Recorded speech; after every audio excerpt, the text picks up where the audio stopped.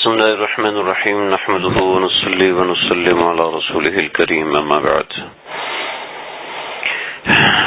مدینہ منورہ صلی اللہ علیہ وسلم میں نبی کریم صلی اللہ علیہ وسلم جب تشریف لائے ہیں تو مدینہ منورہ میں بہت سے اہم ترین کام ہوئے ہیں، یعنی آپ اگر گننا شروع کریں تو بے شمار کام ہیں جن کی صرف گنتی کرتے کرتے ہی کئی گھنٹے گزر سکتے ہیں۔ کہ اصل آپ صلی اللہ علیہ وسلم کی زندگی کا جو مطالعہ ہے وہ مدینہ شریف صلی اللہ علیہ وسلم کے اندر آنے کے بعد ہوا ہے، کہ آپ صلی اللہ علیہ وسلم کا ایک ایک دن اور آپ صلی اللہ علیہ وسلم کا ایک ایک مہینہ اور ہر ہفتے میں جو نئے کام ہوتے تھے وہ کتابوں میں درج ہیں اور بڑی تفصیل کے ساتھ درج ہیں، لیکن ہم اس کی تفصیل میں نہیں جا رہے، اور جو ہمارا موضوع ہے ہم اس کو تھوڑا سا چھوڑ کے ڈائریکٹ غزوہ بدر پہ آ رہے ہیں کہ بہت سے غزوات ہوئے تھے، اور پہلی ہجری میں آپ صلی اللہ علیہ وسلم کے اوپر جہاد فرض ہوا تھا۔ غزوہ بوات پہ آپ صلی اللہ علیہ وسلم گئے تھے، جنگ نہیں ہوئی، واپس آ گئے۔ غزوہ عشیرہ ہوا، اس میں آپ صلی اللہ علیہ وسلم گئے تھے، واپس آئے۔ تو اس غزوات کا اور ان جنگوں کا اور جہاد کے فرض کرنے کا بہت بڑا مقصد ہے۔ 13 برس تک نبی صلی اللہ علیہ وسلم مکہ شریف میں رہے، اور آپ صلی اللہ علیہ وسلم نے کسی صحابی کو کوئی ایک مکہ مارنے کی بھی اجازت نہیں دی، مقابلہ کرنے کی کوئی اجازت نہیں تھی آپ صلی اللہ علیہ وسلم کی طرف سے، حتیٰ کہ ہجرت کے سفر میں اللہ کے نبی کے پاس بھی تلوار رہ سکتی تھی، اللہ کے نبی بھی مقابلہ کر سکتے تھے، کفار مکہ کو مار کے بھاگ سکتے تھے، لیکن آپ صلی اللہ علیہ وسلم نے وہ رخ اور وہ طرز اختیار نہیں فرمایا۔ تو اس سے آپ سمجھ لیجئے کہ آپ صلی اللہ علیہ وسلم کے اوپر جہاد فرض نہیں تھا تو اس چیز کی کتنی پابندی تھی اور اس چیز پہ کتنا زور تھا کہ آپ صلی اللہ علیہ وسلم اور آپ صلی اللہ علیہ وسلم کے صحابہ دشمن پہ کوئی حملہ نہیں کر سکتے۔ اس چیز کو تو آج کل کے کفار نہیں دیکھتے، لیکن دوسری چیز کو دیکھتے ہیں اور کہتے ہیں کہ جی اسلام نے جہاد کیوں فرض کر دیا، اسلام میں تو لڑائی کرنا فرض ہے، اسلام میں تو جنگ کرنا فرض ہے۔ تو آپ مجھے بتائیں کہ کتنے لوگ مسلمانوں کی لڑائی کر رہے ہیں اور کتنے لوگ مسلمانوں کے خلاف لڑائی کر رہے ہیں؟ تو آپ گنتی کریں گے تو آپ کو یقیناً وہ لوگ زیادہ نظر آئیں گے جو مسلمانوں کو برسر عام مار رہے ہیں۔ رنگون میں، برما میں کتنے مسلمانوں کو کیسے بے دردی سے قتل کیا گیا کہ ہمارے ساتھی وہاں کے وہ بتا رہے تھے، ہمارے ساتھی رنگون کے پڑھے ہمارے ساتھ پڑھے تھے، تو انہوں نے بتایا کہ انہوں نے ان کے علاقے سے ساری چھریاں لے لیں، حتیٰ کہ وہ لوگ سبزی بھی کاٹ نہیں سکتے تھے، اور پھر اس کے بعد ان لوگوں کے اوپر قتل و قتال کیا، قتل عام کیا ان لوگوں کا، یعنی تلواروں سے، چھریوں سے جوانوں کو، عورتوں کو قتل کیا ان لوگوں نے۔ اور تو جو جتنے لوگ مسلمانوں کو مار رہے ہیں وہ تو زیادہ تعداد میں ہیں۔ تو اللہ رب العزت نے جو جہاد فرض کیا اس کے پیچھے بہت سی حکمتیں تھیں۔ یہاں پر اللہ کے نبی صلی اللہ علیہ وسلم پر جو جہاد فرض ہوا ہے تو اس کے پیچھے بہت سی چیزیں ہیں۔ آپ صلی اللہ علیہ وسلم مدینہ منورہ کے اندر ایک مضبوط ریاست قائم کرنا چاہتے تھے، اور اسلام کی بقا کے لیے، اسلام کی تنظیم کے لیے ایک مضبوط ریاست کا وجود ہونا ضروری تھا، اور ہر چیز کی بقا کے لیے ایک مضبوط بنیاد کا ہونا ضروری ہوتا ہے۔ تو مدینہ شریف ایک وہ بہت بڑی بنیاد تھی۔ تو اس کے لیے سب سے پہلی بات یہ تھی کہ مدینہ کے باہر جتنے دشمنان ہیں ان سے مقابلہ کیا جائے، مدینہ کے اندر جتنے دشمنان ہیں ان کا مقابلہ کیا جائے اور دونوں کو کمزور کیا جائے۔ تو یہ اس کا ایک باضابطہ طریقہ ہے جہاد، کہ دوسرے کو نقصان پہنچایا جائے، تو دوسرے کی معیشت کو نقصان پہنچایا جائے، دوسرے کی تجارت کو نقصان پہنچایا جائے، دوسرے کی جان اور مال کو نقصان پہنچایا جائے۔ اسی کا نام مقابلہ ہے، اسی کا نام جنگ ہے۔ تو جنگ کی اور جہاد کی آپ صلی اللہ علیہ وسلم کو اجازت دی گئی، اور دو قسم کا جہاد ہے، ایک ہے جہاد اقدامی اور ایک ہے جہاد دفاعی۔ یہ جو آج کل جو جہاد دکھایا جا رہا ہے نا، یہ جو آج کل جہاد دکھایا جاتا ہے کہ اتنوں کے گلے کاٹ دیے اور اتنوں کو ذبح کر دیے، تو اس کو ہم کوئی شرعی جہاد نہیں کہتے۔ ہمارے جو مفتیان کرام، جو علماء کرام جس چیز کو شرعی جہاد جہاد کہتے ہیں وہ اصل میں شرعی جہاد ہوتا ہے. یہ جو آج کل لوگوں کو دین سے متنفر کیا جا رہا ہے اور جہاد سے متنفر کیا جا رہا ہے کہ یہ دیکھو یہ دہشت گرد ہیں اور تو یہ بات ایک پروپیگنڈا ہے کہ جہاد کو اس طرح پیش کیا جائے. حالانکہ جہاد یہ نہیں ہے. جہاد ایک بہت مستحکم چیز ہے, بڑی مضبوط چیز ہے. 1965 میں دشمن ہمارے خلاف چڑھا تھا اور جو ہم نے مقابلہ کیا تھا وہ جہاد تھا. یعنی اور اس کو کوئی دہشت گردی کہتا ہے جی. تو اللہ کے نبی صلی اللہ علیہ وسلم نے جو دشمن پر اٹیک کیا ہے تو وہ جہاد اقدامی ہے. یعنی دشمن پر اٹیک کرنا یہ بھی جہاد ہے اور دشمن اٹیک کرے اور اپنے آپ کو بچاؤ کرنا یہ بھی جہاد ہے. تو بہت سی چیزیں ہو چکی ہیں, لیکن اس کے بعد آپ صلی اللہ علیہ وسلم کو پتہ چلا کہ شام میں مکہ والوں کا تجارتی قافلہ شام میں گیا ہے اور شام سے واپس آنے کے یہی اوقات ہیں. آپ صلی اللہ علیہ وسلم کے جاسوسوں نے آپ صلی اللہ علیہ وسلم کو اطلاع دی کہ قافلہ یہاں سے واپس جائے گا اور ایک مروج رستہ تھا. جیسے آج کل مروج رستہ سڑکیں ہوتی ہیں تو ایسے ہی ایک مروج رستہ تھا. چنانچہ آپ صلی اللہ علیہ وسلم نے چند صحابہ کو لیا اور فرمایا کہ ہم مشرکین کے جو قافلہ ہے اس کے اندر بہت بھاری سامان تھا, یعنی کئی کلو سونا تھا جو ان کے قافلے کے ساتھ تھا. تو آپ صلی اللہ علیہ وسلم نے فرمایا کہ ہم نے ان کے اوپر شبخون مارنا ہے اور ان سے یہ سارا سامان لینا ہے, سارا سامان چھیننا ہے اور اس سے مدینہ کی ریاست کو مستحکم ہوگی, لیکن اس کے ساتھ ساتھ کفار کی معیشت ٹوٹ جائے گی. یعنی اہل مکہ کی معیشت ٹوٹ جائے گی. جب معیشت ٹوٹے گی تو ظاہری بات ہے وہ کمزور ہوں گے. کمزور ہونے کے بعد ان سے مقابلہ کرنا, ان پہ حملہ کرنا یہ بہت آسان ہو جائے گا. سمجھ لیں میری بات. تو یہ اس طریقے سے آج کل کے کفار اللہ کے نبی کے بارے میں اس طرح کی بات کرتے ہیں کہ وہ نعوذ باللہ من ذالک لٹیرے تھے. تو جس کو اپنے گھر سے مار کے بھگایا جائے اور وہ اپنے گھر کی کوئی چیز لینے کی کوشش کرے تو اس کو لٹیرا کہتے ہیں جی. وہ نظر نہیں آ رہا کہ ہمارے نبی کو اور ہمارے نبی کے کئی صحابہ کو شہید کر دیا, کئی صحابہ کو وطن بدر کر دیا, رہنے کے قابل نہیں چھوڑا, جان کے دشمن بن گئے. لیکن کیا ہے وہاں سے پیمانہ صبر ہے کہ 15 سال ہے کہ وہ چھلک ہی نہیں رہا. اب جب اللہ کا حکم آیا ہے تو اب دشمن کے اوپر چڑھائی کی. اس سے پہلے کیوں چڑھائی نہیں کی تھی؟ پہلے تو ساتھ رہتے تھے, پہلے اچھے طریقے سے غائب کر سکتے تھے سامان, تو پہلے کیوں نہیں کیا اور اب اچانک سے کر رہے ہیں؟ تو بھائی یہ سمجھ لیجئے تو یہ کوئی لٹیرا پن نہیں ہے, اس کو کوئی ایسا سوچے گا بھی, یعنی ظاہر بات ہے مسلمان تو سوچ نہیں سکتا, کوئی معاند ہی سوچ سکتا ہے. تو سمجھیں کہ اللہ کے نبی صلی اللہ علیہ وسلم نے کچھ صحابہ کو لیا کہ قافلے پہ حملہ کرنا ہے. اب قافلے پہ حملہ کرنے کے لیے آپ بتائیں کیا سامان لیں گے؟ بس ڈنڈے اٹھا لو بس, یا ویسے خالی چل جاؤ, گھیرا ڈال لیں گے اور رسوں سے پکڑ کے باندھ دیں گے اور سامان لے لیں گے. ہاں جی, یہ ہوتا ہے نا قافلے کو پکڑنے کے لیے. چنانچہ آپ صلی اللہ علیہ وسلم اس ارادے سے نکلے.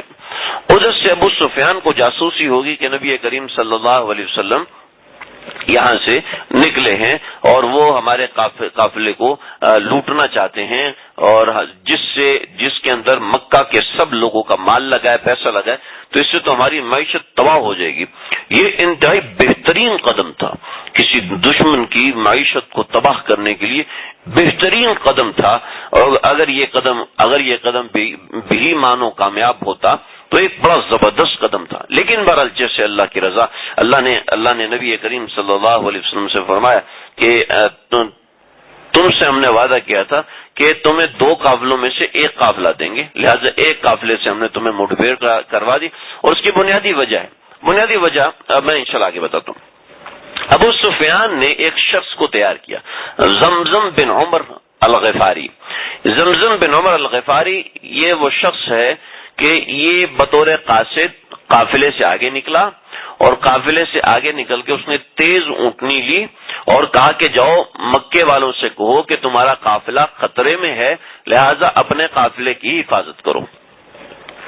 تو ابو سفیان کے ساتھ صرف 30-40 آدمی تھے اور وہ ضربت 300 مسلمانوں کا مقابلہ نہیں کر سکتے تھے. ان کے پاس صرف تلواریں تھے, مقابلے کی کوئی چیز نہیں تھی, لہذا مار کھانا ان کا پکا تھا کہ ہمیں مار پڑے گی, چھوڑیں گے نہیں. چنانچہ ابو سفیان نے زمزم بن عمر الغفاری اس کو بھیجا کہ تم جاؤ اور جا کے مکے والوں کو اطلاع کرو. زمزم بن عمر غفاری نے کیا کیا, اس نے یہ کیا کہ جو خبری ایسا ہوتا ہے کہ جو انتہائی ایمرجنسی والی، جو انتہائی اہم خبر لے کے آ رہا ہوتا ہے، تو وہ کیا کہتا ہے اپنے اوپر سائرن لگا دیتا، سائرن لگا دیتا، تو سب اس کا رستہ چھوڑ دیتے ہیں۔ تو ایسے اس زمانے میں ہوتا تھا کہ اونٹنی پہ کچھ نشانیاں لگا دی جاتی تھی کہ کوئی لٹیرا، کوئی ایسا، کوئی ویسا اس شخص کو چھیڑتا نہیں تھا، کوئی ڈاکو، کوئی اس طرح کا آدمی اس ایسے شخص کو نہیں چھیڑتا تھا، اور ایسا شخص اگر کہیں گر جاتا تو لوگ اس کی مدد کرتے کہ جلدی خبر پہنچاؤ، جیسے خدا نہ خواستہ کوئی ایمبولینس کے ساتھ مسئلہ ہو جائے تو لوگ اس کی مدد کرتے ہیں، تو ایسے اس کے ساتھ کیا جاتا تھا۔ چنانچہ اس نے کیا کہ اپنے کرتے کا اگلا دامن بھی پھاڑ لیا، پچھلا دامن بھی پھاڑ لیا، اپنے گریبان کو پھاڑ دیا اور اپنے جسم پہ خون لگا لیا اور اپنی اونٹنی کے کان کاٹ دیے اور اس کے جسم پہ خون کو مل دیا۔ یہ ایک علامت تھی کہ یہ ایک الارمنگ سچویشن ہے، لہذا اس بندے کو کوئی نہ روکے۔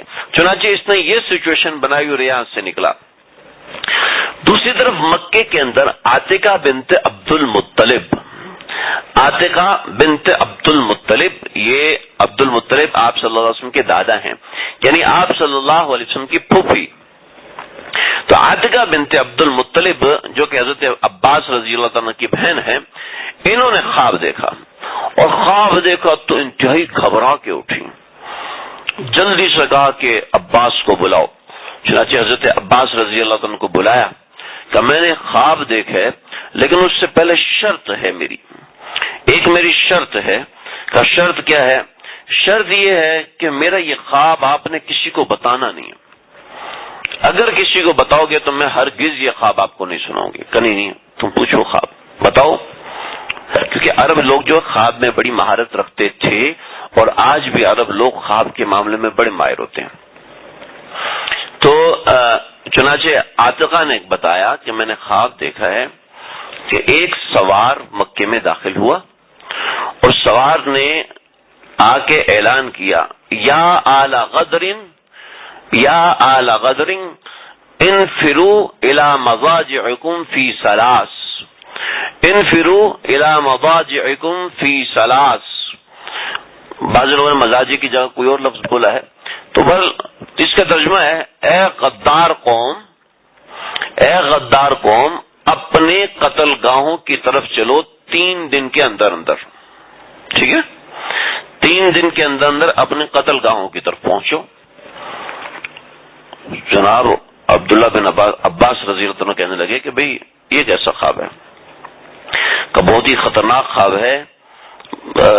پھر اس نے کہا کہ وہ جو سوار ہے وہ ایسا کیا کہ اپنے اونٹ سمیت وہ کعبۃ اللہ پہ چڑھ گیا، اور کعبۃ اللہ پہ اس نے پھر یہ اعلان کیا۔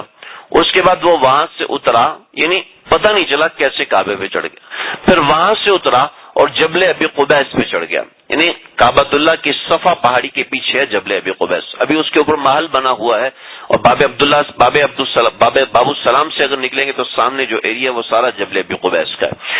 تو اس پہاڑ پہ چڑھا، اور اس پہاڑ پہ چڑھ کے اس نے پھر اعلان کیا، یعنی کعبے پہ چڑھ کے پھر اعلان کیا، یا آل غدر انفروا الی مضاجعکم الی ثلاث۔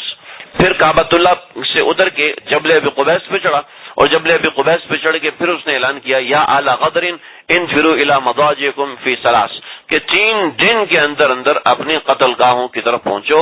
اور پھر اس نے ایک چٹان اکھیڑی اور نیچے لڑکھائی، وہ چٹان نیچے گری اور وہ پاش ہو گئی، اس کے تمام ٹکڑے مکہ کے تمام گھروں میں پہنچ گئے، یعنی ہر گھر میں اس کے کچھ ٹکڑے پہنچ گئے۔ تو یہ خواب دیکھا، اس کا صاف صاف مطلب تھا کہ اہل مکہ پہ کوئی ایسی مصیبت آنے والی ہے کہ ہر گھر کو اس مصیبت کا نقصان ہوگا۔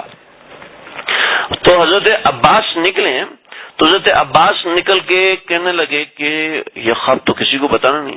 جب باہر نکلے ہیں تو سامنے سے ولید بن عتبہ آ رہا تھا۔ ولید بن عتبہ حضرت عباس کا بڑا پکا دوست تھا۔ کہنے لگے کہ یار مجھے بڑی پریشانی ہے۔ کبھی کیا ہوا؟ کہ بہن نے یہ خواب دیکھا ہے، اب مجھے پریشانی ہو رہی ہے کہ اس خواب کا مطلب تو بہت خطرناک ہے۔ تو ولید بن عتبہ نے کہا کہ ہاں، اس نے کہا کہ بھئی یہ خواب کسی کو بتانا نہیں۔ اس نے کہا نہیں میں انشاءاللہ کسی کو بھی نہیں بتاتا۔ سن کے اب یہ کیا کہہ رہے ہیں؟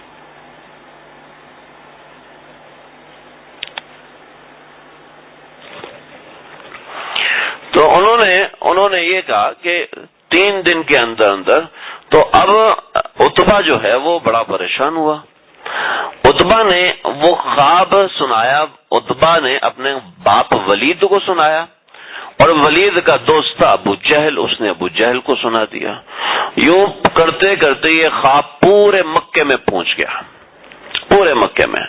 جب ابو جہل کے پاس قصہ آیا نا تو ابو جہل، آپ دیکھیں گے ابو جہل جو ہے نا اس کا نام تھا ابو الحکم. ابو الحکم عمر ابن حشام اس کا نام تھا. ابو الحکم کا تھا عقل کا باپ، عمر ابن حشام اس کا یہ نام تھا. لیکن یہ اس کی حرکتیں ایسی تھیں کہ لوگ مرنے کے بعد اس کو ابو جہل کے نام سے یاد کرتے ہیں. ذرا دیکھیں کہ ابو جہل نے یہ خواب سنا ہے تو اس سے کوئی عبرت حاصل کرنے کے بجائے اس نے کیا کیا، اس نے عبرت حاصل کرنے کی بجائے اس نے یہ کیا کہ کہا کہ ابو الفضل کو بلاؤ. کیا کہتے ہیں،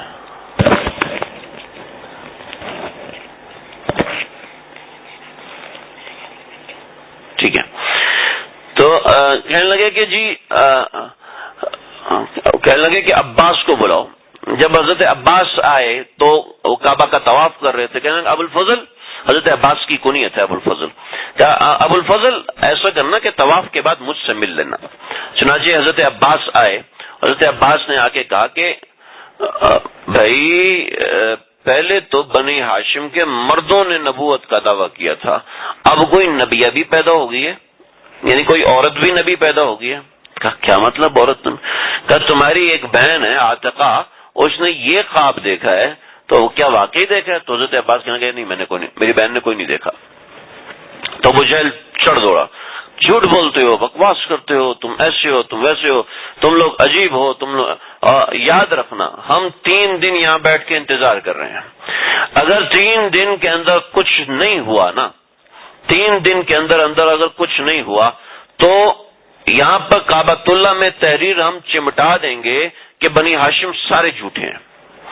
یعنی تمہارے بنی ہاشم پہلے محمد عربی صلی اللہ علیہ وسلم انہوں نے نبوت کا دعویٰ کیا، اور اب تمہاری عورتیں نبوت کے دعوے کرنا شروع ہو گئی. دیکھا چھوٹی سی بات اڈی وڈی بناتی ایسی ہوتا ہے کہ بات چھوٹی سی ہے منہ پڑولے ورگا. ہمارے پنجاب میں ایسے کہتے بات اتنی سی ہے اور شکل اتنی بڑی بنا دی. تو ابو جہل نے چھوٹی سی بات اور اس کو چلو یار 3 دن میں دیکھ لیں گے، لیکن کہا جی تمہارے سارے بنو ہاشم والے جھوٹے. کیا اگر خدا نہ خواہ تمہاری نظر میں اگر 2 بندے جھوٹے ہیں تو کیا سارے لوگ جھوٹے ہو گئے؟ پانی لے کے. کیسی جہالت والی بات ہے نا. اور پورے مکے میں اعلان کر دیا کہ اگر 3 دن میں کوئی خواب کی تعبیر سامنے نہیں آئے تو سارے بنو ہاشم والے جاہل. چنانچہ اب عورتیں، اچھا عربوں میں یہ بڑا مسئلہ تھا. عربوں میں آپ کسی عرب کو کچھ بات کہہ دو نا، بس اب وہ ان کے سر پہ بن جائے گی، سر پہ ٹھن جائے گی. وہ کسی چیز کی پرواہ کیے بغیر اس بات کا یا تو انکار کریں گے یا اقرار کریں گے. یہ عربوں کے ایک مزاج میں ایک سمجھ لے ٹسل بن جاتی ہے عربوں کی کہ عرب لوگ اپنے اوپر کوئی الزام برداشت نہیں کرتے. چنانچہ وہ ساری عورتیں پہنچنا شروع ہو گئیں حضرت عاتقہ کے گھر میں، اور حضرت عاتقہ کو کہنے لگی جی تم نے یہ خواب دیکھا ہے، تمہارے بھائی میں غیرت نہیں ہے، حضرت عباس ان میں غیرت نہیں ہے، ان کو شرم نہیں آتی، وہ بنی ہاشم کو ایسے کہتا رہا ہے اور تم لوگ چپ کر کے برداشت کرتے رہے ہو، اور یہ ایسا نہیں ہونا چاہیے، تمہیں مقابلہ کرنا چاہیے، ابو جہل کو مار دینا چاہیے، قتل کرنا، وہ سردار ہے تو رہے لیکن ہمارے قبیلے پہ انگلی کیوں اٹھائی. تو جناب اس ساری باتیں حضرت عباس نے سنی، اور حضرت عباس نے جب سنی ہے تو حضرت عباس کو چڑھ گیا غصہ. تیسرے دن وہ گئے، کہنے لگے کہ میں اب نہیں چھوڑتا اس کو. چنانچہ طاق میں بیٹھ گئے کہ اب ابو جہل کو قتل کریں گے، اب ابو جہل کو چھوڑنا نہیں.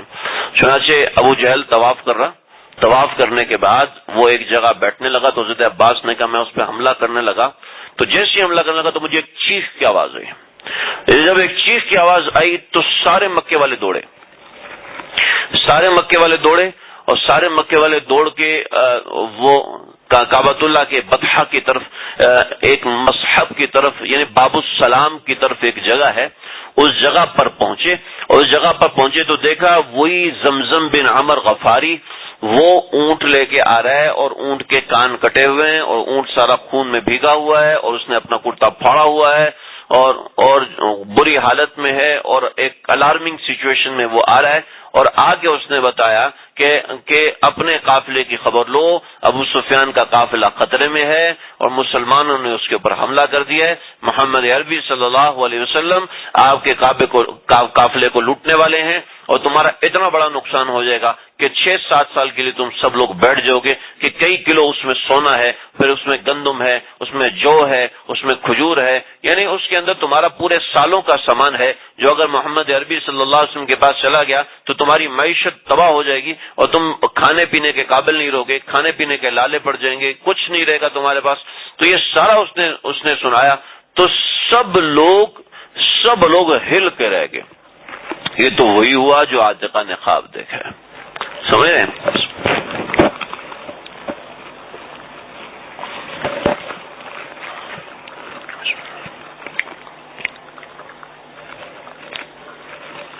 یہ عاتقہ بعد میں مسلمان ہو گئی تھی، آپ صلی اللہ علیہ وسلم کی پھوپھی ہیں، یہ بعد میں مسلمان ہو گئی، بعضی روایتوں میں کہیں مسلمان نہیں ہوئی، حالت کفر میں ان کا انتقال ہوا، لیکن دونوں قسم کی روایات موجود ہیں۔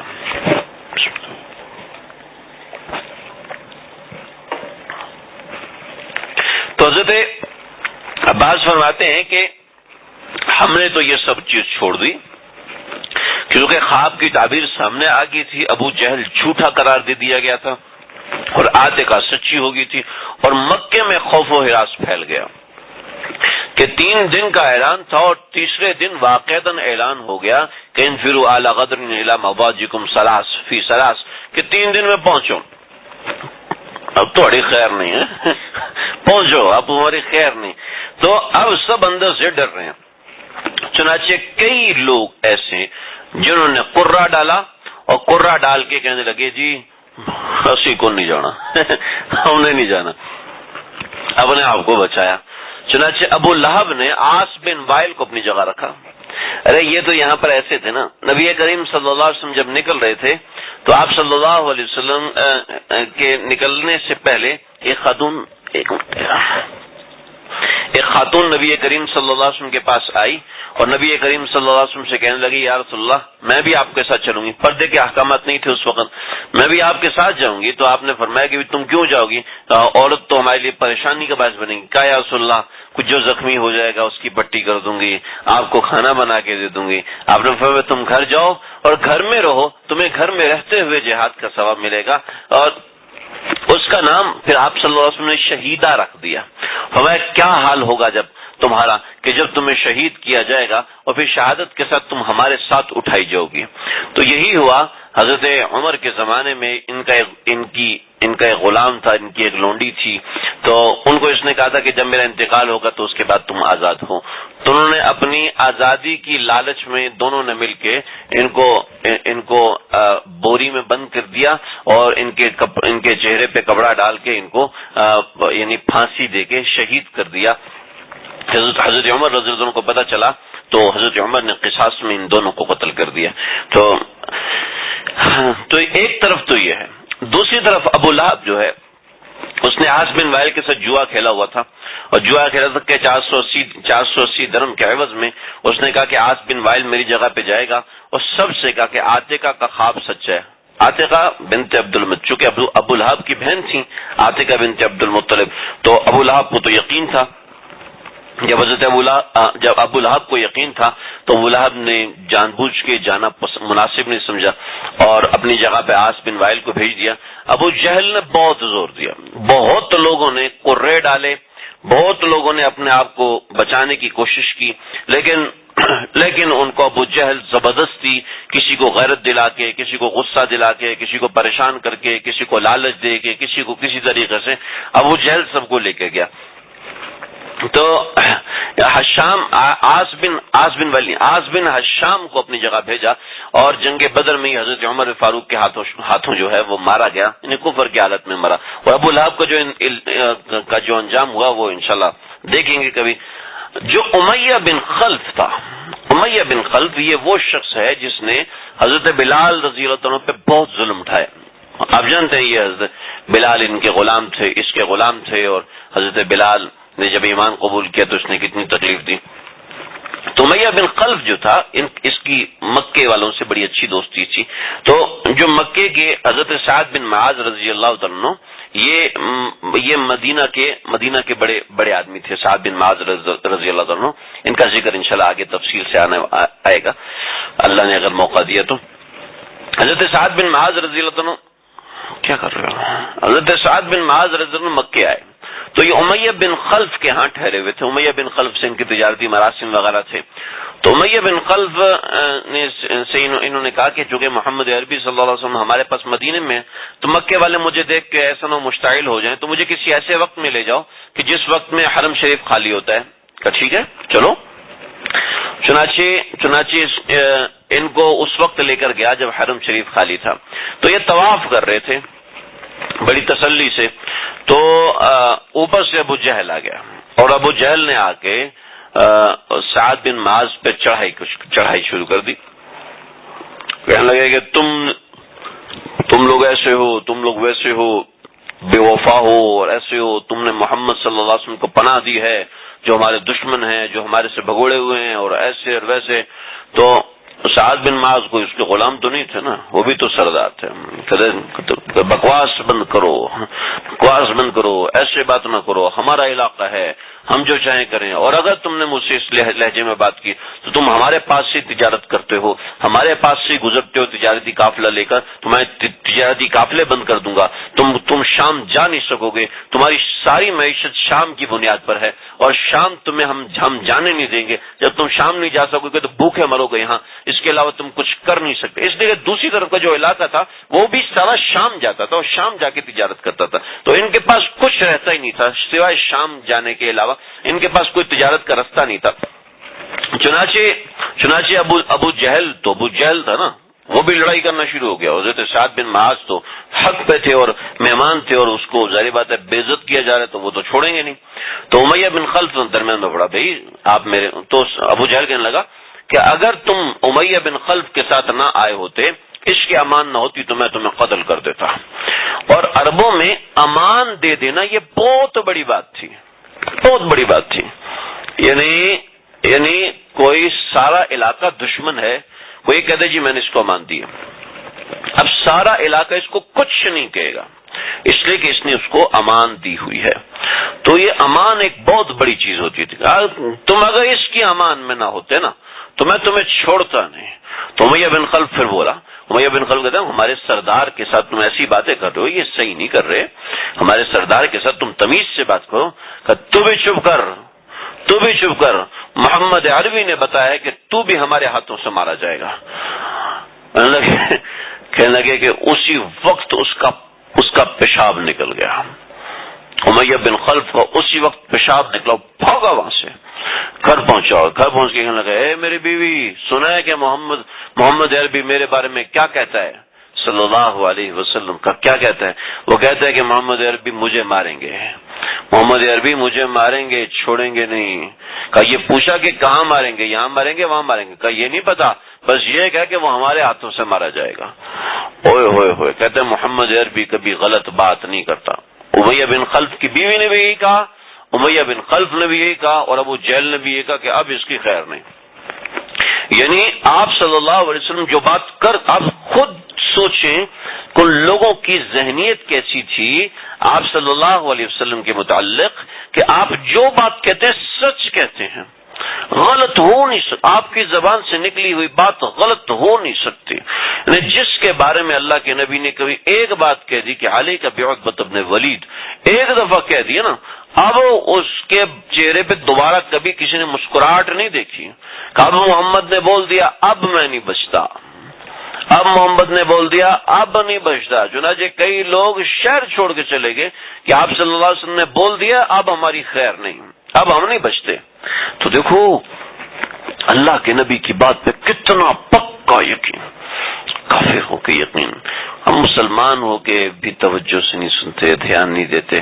تو دوستو نبی کریم صلی اللہ علیہ وسلم کی یہ بات سن کے تو امیہ بن خلف کہنے لگا میں نے تو نہیں جانا، میں نے تو نہیں جانا. ابو جہل سے کہنا میں نے نہیں جانا.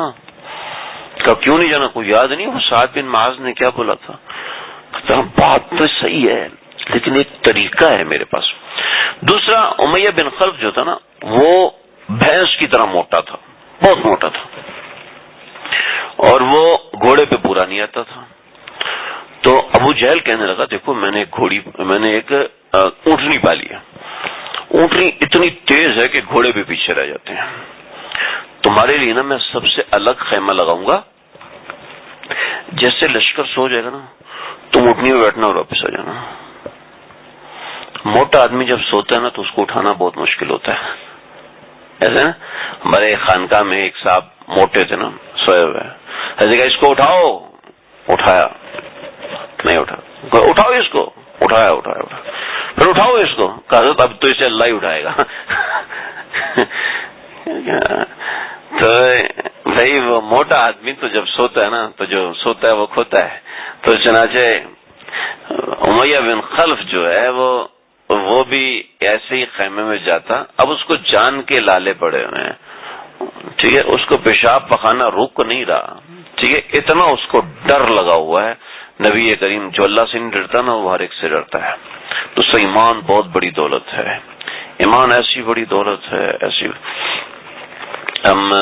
میرے والد صاحب فوج میں تھے تو والد صاحب بتاتے کئی ایسے فوجی، ہمیں تو بعد میں کس نے بتایا جب میں مدرسے میں، کئی ایسے فوجی کہتے ہیں کہ دشمن 1 to 1 ہے، فیس ٹو فیس ہے اور لڑائی ہو رہی ہے، نیند آ رہی ہے، سمجھ رہے ہیں؟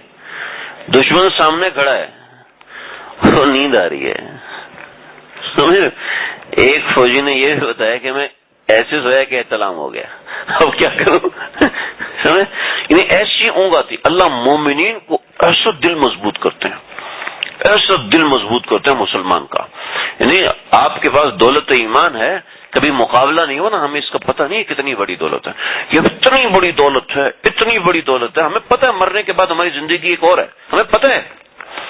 آپ جاؤ کفار کو، جب ان کو ٹینشن لگے شوگر کا مرض ہو گئے، خون کی ہوگا یار، مارے گئے، اور اتنا، اور شوگر کے ساتھ ٹینشن اور ڈپریشن اور فلانی 50 چیزیں لگ جاتی ہیں ان کے ساتھ، 50 چیزیں ان کے ساتھ کھڑی ہو جاتی ہیں. اور مسلمان اللہ نے مومن کو ایمان دیا ہے. کوئی اتنی زندگی تھوڑی ہے، بہت لمبی زندگی ہے، مرنے کے بعد ایسی زندگی جئیں گے مزہ آ جائے گا. تو مومن کی زندگی، مسلمان اور ایمان ہماری بہت بڑی دولت ہے. تو ہم اپنے ایمان پہ اللہ کا شکر ادا کیا کریں. میرے ساتھ فرمایا کرتے تھے مفتی غلام محمد صاحب کہ کوشش کر کے مہینے میں ایک بار ورنہ ہفتے میں ایک بار 2 رکعت نماز پڑھ کے شکر ادا کیا کرو. اللہ جی آپ کا شکر ہے آپ نے مسلمان بنایا، اگر آپ کافر بناتے تو میں کیا کر لیتا، میری زندگی بے چین اور ویران ہوتی.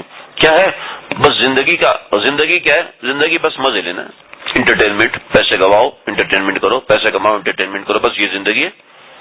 اور وہ ان کو دیکھو گائے کا پیشاب پی رہے، گائے میری ماں ہے. بھائی کبھی گائے کسی انسان کی ماں ہو سکتی ہے؟ کل کو کہ بلی میری ماں ہے، کل کو کہ چوہی میری ماں ہے، میں چوہے کے انڈے سے نکلا تھا، ایسی اچھی بات. کوئی گوبر کو سجدہ کرے، نعوذ باللہ، فار گاڈ سے یار استغفر اللہ، گوبر کو سجدہ کریں، کوئی تو حد ہوتی ہے. اللہ رب العزت نے ہمیں ایمان کی دولت دی ہے. دوستو شکر ادا کرو. ہمارے مسلمانوں میں بہت سے لوگ بلی رستے سے گزر گئی، اوہ کیا ہو گیا جی، بلی اپنے گھر جا رہی ہے، اور کیا ہوا یار؟ ہم اتنے کچا ایمان رکھتے ہیں. تو مومن کا ایمان بڑا مضبوط ہوتا ہے. جب مقابلے میں آتا ہے نا مومن، بس دیکھا تھوڑا سا انڈیا نے پاکستان سے ٹکرانے کی کوشش کی نا، دیکھا کیا ہوا، کیا حشر ہوا، کیسے.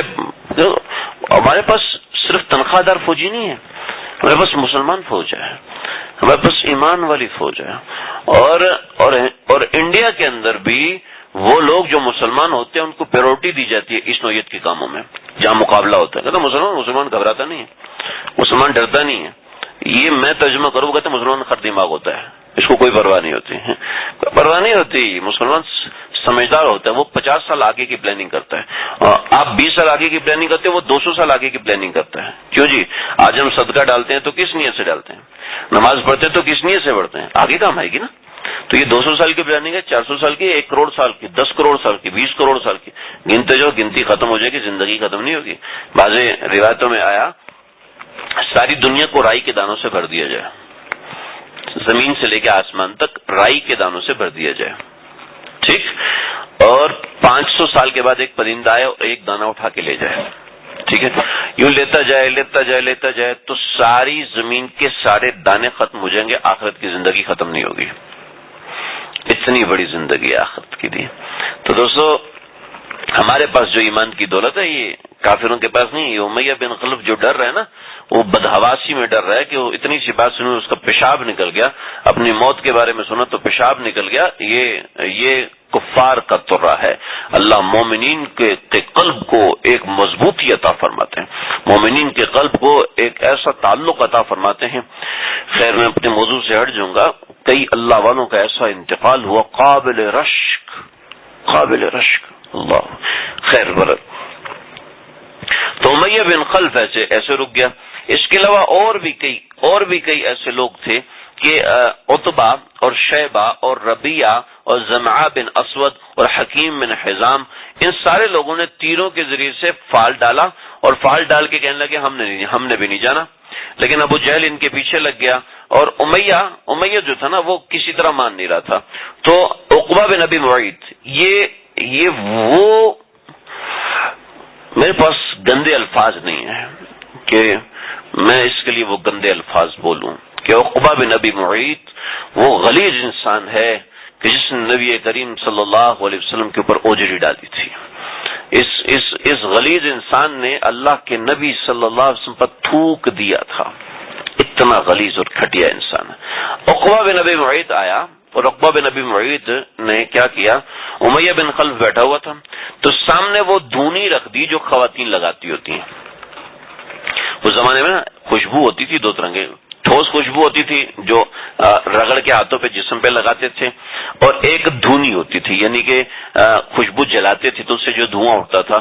تو خواتین کی دھونی الگ ہوتی تھی، مردوں کی دھونی الگ ہوتی. تو جو امیہ بن خلف ہے وہ مکے میں بیٹھا ہوتا تھا، حرم میں بیٹھا ہوتا تھا، تو آ کے نا اس کے پاس وہ دھونی لگا دیتا تھا، عورتوں والی دھونی. کہ یہ میرے اوپر کیوں لگائی؟ کہ تو عورتوں والے کام تو کر رہا ہے، بدر تو جا نہیں رہا، مقابلے کے لیے جا نہیں رہا، تو عورتوں والے کام ہی تو ہوئے. تو چنانچہ یہ ساری چیزوں نے امیہ بن خلف کو مجبور کیا. تو یہ چلنا شروع ہوئے تو بہت سے لوگوں نے مخالفت کی. اب ایسا تھا کہ پیچھے ایک قبیلہ تھا جس کے ساتھ ایک بڑا طویل قصہ ہوا تھا. طویل قصہ ایسے ہوا تھا کہ ان مکہ والوں نے ان کا ایک آدمی مار دیا. وہ ہوا ایسے کہ ایک بڑا خوبصورت نوجوان ان کے قبیلے والا یہاں پہ آیا تو یہاں پہ کسی شخص کی شیطانی رگ پھڑکی. جیسے پٹھان نسوار کے بغیر نہیں رہ سکتا نا، ایک مزاج بتا رہا ہوں، اور بابا جی حکے کے بغیر نہیں رہ سکتے، پنجابی بابا جی، ٹھیک ہے، بنگالی بابا پان کے بغیر نہیں رہ سکتے، ٹھیک ہے، ایسے عرب لوگ تلوار کے بغیر نہیں رہ سکتے تھے. ان کا کسی سے لڑائی کرنی ہے، کسی کو مارنا یا مار کھانی ہے. عربوں میں لڑائی کے بغیر رہ نہیں سکتے تھے. وہ مہینوں کے نمبر تبدیل کر دیتے تھے. قبیلہ نسی کو جا کے پیسے کھلاتے تھے. تو کیوں کھلا رہے ہو جی؟ اس دفعہ رجب کا مہینہ تم آگے کر دو، کہہ دو کہ شعبان کا مہینہ پہلے آ گیا، رجب کا مہینہ اگلے والا ہے. کیوں جی؟ آمن جنگ کرنی ہے. نہیں، اتنی جہالت تھی عربوں میں، ایسی جہالت تھی. چنانچہ ان کا نوجوان یا بڑا خوبصورت نوجوان نظر آیا. خوبصورت نوجوان کو مارنے کا مزہ الگ ہے، چلو اس کو مارتے ہیں. تمہارا کوئی بندہ اس کے مقابلے میں، تمہارا کوئی بندہ انہوں نے مارا تھا؟ ہاں، وہ پرانے زمانے مارا، اس کو مار دیا. اس نوجوان کو قتل کر دیا. مکے والوں نے، اب مکے والے ڈر رہے ہیں یا اب اس کو مار تو دیا، اب ہم ایسا نہیں کہ ہم یہاں سے نکلیں آپ صلی اللہ علیہ وسلم پہ حملہ کرنے کے لیے اور پیچھے سے وہ قبیلے والے ہمارے اوپر حملہ کر دیں. اب یہاں سے ڈر رہے ہیں. اور دوسری طرف ابو جہل کعبۃ اللہ کی دیوار پہ آیا اور کعبۃ اللہ کے پردے سے لٹک کے اس نے دعا مانگی، اے اللہ محمد اور ہم میں سے جو حق پر ہیں اس کو بچا دے، جو حق پر نہیں ہے اس کو پچھاڑ دے. یہ ابو جہل دعا کر کے جا رہے کعبۃ اللہ میں. اور اب یہ مسئلہ ہے تو پیچھے سے شیطان سراقہ بن مالک کی شکل میں سراقہ بن مالک کی شکل میں ایک لاؤ لشکر لے کر آیا اور کہنے لگا دیکھو میں فلانے قبیلہ جس سے تمہیں ڈر لگ رہا ہے، بنی ظفر ہے یا کوئی اور قبیلہ ہے، تمہیں اس سے ڈر لگ رہا ہے، میں اس قبیلے سے امان دیتا ہوں، تم محمد عربی صلی اللہ علیہ وسلم پہ حملہ کرو، میں اور میرے ساتھی تمہارے ساتھ ہیں۔ تو شیطان اپنے پلٹون کے ساتھ ابو جہل کے ساتھ ہو گیا۔ وہ ایک دفعہ ایک آدمی گھر میں گھسا تو اور دیکھا کہ کمرے میں سانپ ہے، تو فوراً ڈنڈا اٹھایا پیچھے لگا، تو سانپ کہتا ہے بھائی مجھے کیوں مارتے، میں آپ کی بیوی سے ایزی لوڈ لینے آیا تھا، زہر لینے آیا تھا۔ تو میں یہ کہتا ہوں کہ شیطان جو ہے وہ ابو جہل کی صحبت میں آیا تھا کہ میں اس سے کچھ سیکھ لوں، کیونکہ اللہ کے نبی نے فرمایا کہ فرعون ہذہ الامہ، میری امت کا جو فرعون ہے وہ ابو جہل ہے، کہ ابو جہل اس امت کا فرعون ہے، کہ فرعون تو مرتے وقت کہتا تھا آمنت برب موسیٰ و ہارون، میں موسیٰ اور ہارون کے رب پہ ایمان لایا، وہ فرعون تو یہ بول گیا تھا، لیکن ابو جہل نے مرتے وقت بھی یہ کلمہ نہیں بولا، مرتے وقت بھی کہتے میری گردن تھوڑی نیچے سے کاٹنا، کیونکہ جب گردنیں رکھی ہوں تو سردار کی گردن تھوڑی اونچی رہنی چاہیے، یعنی دوسری کی گردن یہاں سے کٹتی، میری گردن تو یہاں سے کاٹنا، تھوڑی کندھوں کے پاس سے کاٹنا، تاکہ جب رکھی ہو تو تھوڑی اونچی لگے۔ اللہ، ایسا تکبر، اور کیا جاتا وہ میں آپ کو بتاؤں گا انشاءاللہ۔ تو ابو جہل نے یہ کیا، اللہ،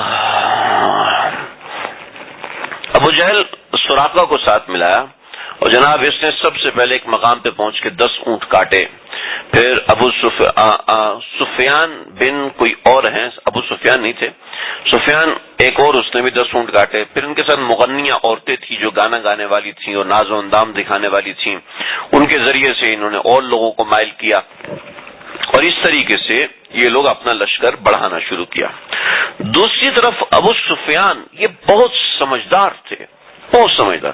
ابو جہل تیز تاز تو وہ تھا لیکن سمجھدار نہیں تھا، یعنی جنگی حکمت عملی اس شخص میں ذرا بھی نہیں تھی جو اس کے اس معرکے سے سمجھ میں آ رہا ہے۔